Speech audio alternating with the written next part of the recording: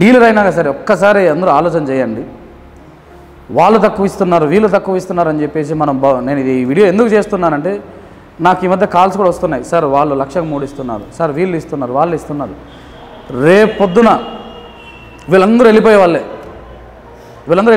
మీరు ఆలోచన చేయండి, ఇక్కడ ఎక్కడుంది 7,000 రూపాయలకి వారంటీ ఎగరగొట్టిన అన్నీ ఎగరగొడితే కూడా 7,000 మిగిలింది.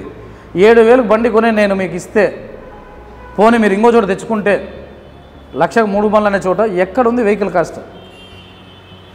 బాగుంది ఏమని, నాకు 30,000 35,000 పడుతుంది కదా, ఒక 6 నెలలు వాడుకొని మళ్ళీ సంవత్సరం వాడుకొని చూద్దాం. సంవత్సరం వస్తుందని గ్యారంటీ ఏంది?